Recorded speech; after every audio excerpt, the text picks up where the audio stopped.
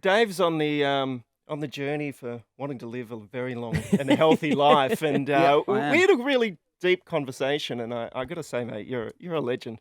Thank you. Thank you, Pete. Jeez. And so are you. And we are going to do it not together, but we, you know. What? Wait, have you No, told what I'm Holly? Have you told Nicola? No. Beautiful. Well, people, there's, as Pete, as you know, images of people are to come up through media, and then all of a sudden people become really controversial, and life can be tricky, and you've had to deal with that over the last few years, haven't you, buddy? Yeah, it's been a roller coaster. Let's put it that way, and it's definitely a fun ride. So is it fun? Like, is it, because it's interesting. I said to our producers when Hughesy said you were coming on, and Hughesy's, I think, a very good judge of character, and he's very fond of you, and Well, he thank generally you. gets it right. And I said, can you make me a list of all the kind of controversies, and not in a mean way, but just curious, because I think one or two of them I remember seeing at the time and thinking, oh my gosh. But then as time goes on, sometimes you then see a headline maybe 5-6 years later and you go, wait a minute, was he onto something there? Kind of like, is it hard being in your position when you're saying things that people say are dangerous or aren't true? Yeah, it's really interesting. I was told this.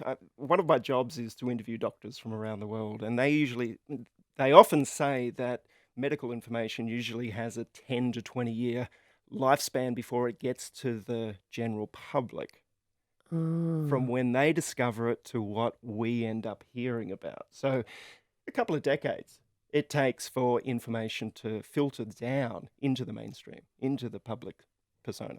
So sometimes that things people say that person's crazy, in 20 years' time, it's just accepted fact. So Yeah. that can happen. You don't, but you don't get everything right. You'd admit that, I imagine.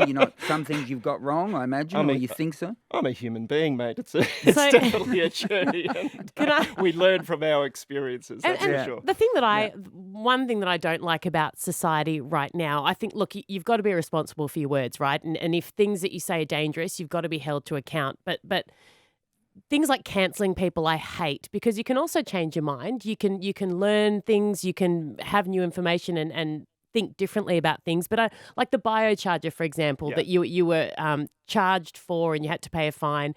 Do you regret that? No, I have no regrets in anything that I've done, to be completely Really? honest with you. Yeah, we use the Biocharger every single day. But I Still. guess for the COVID specific reason that it was to cure that, or you stand by what you said with that. Well, I never said it cured it.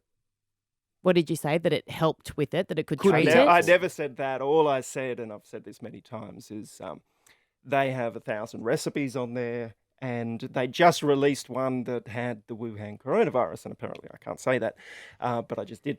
And but I never used it for that. It was just a passing comment saying, because we use it for inflammation, we use it for helping to go to sleep. It's Yeah, great for right. meditation. So it helps with all those things. It does. Yeah, right.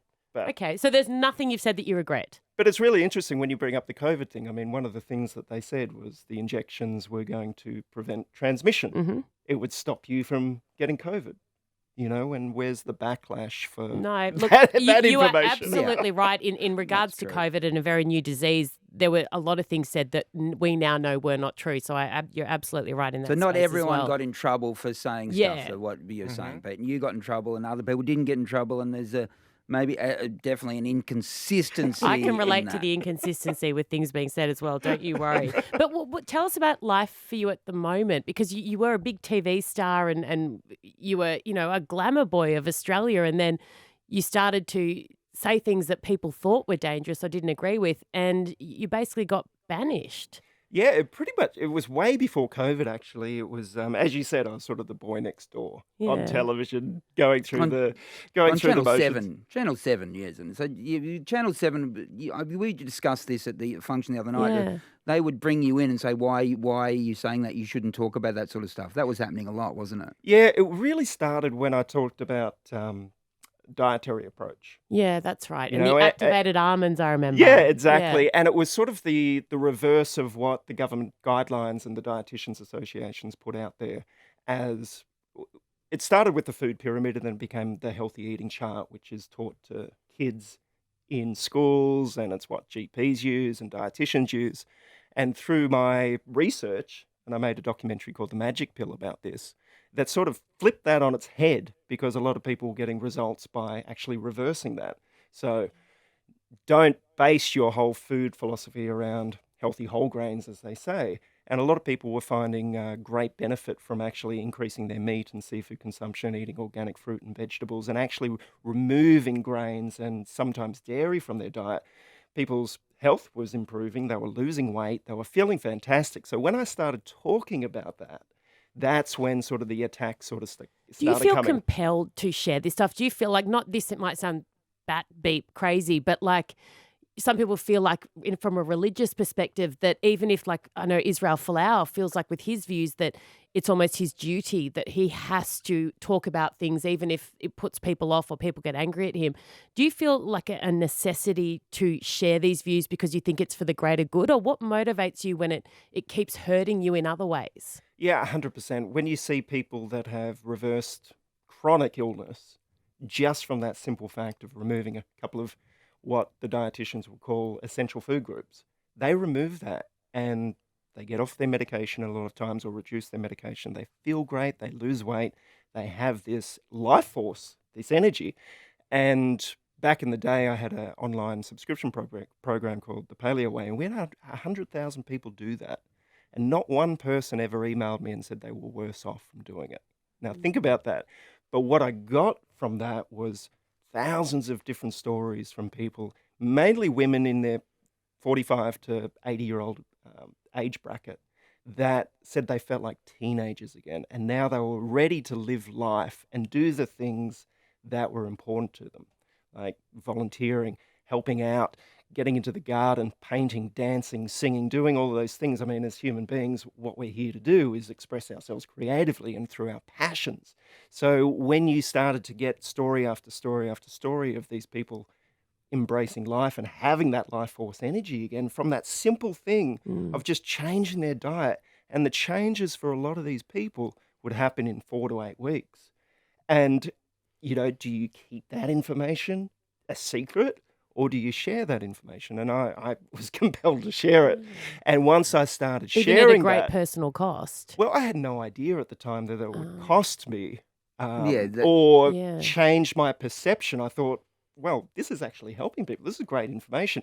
And it's not my information. It was information that I'd learned from doctors, from scientists, from researchers, from the people that actually implemented it. So I was like, well, of course I'm going to share it. You've You just can got a hand on- profile hand and on- a mouthpiece. Yeah. Hand on heart now, Pete. You can hand on heart say that are you the happiest you've ever been right now, even though you're no longer like a TV personality? 100%. And I just want to I've always said modern medicine and natural health or ancient wisdom need to work hand in hand. So it's not about not seeing your doctor and not going down the medical route. I've always said combine those two.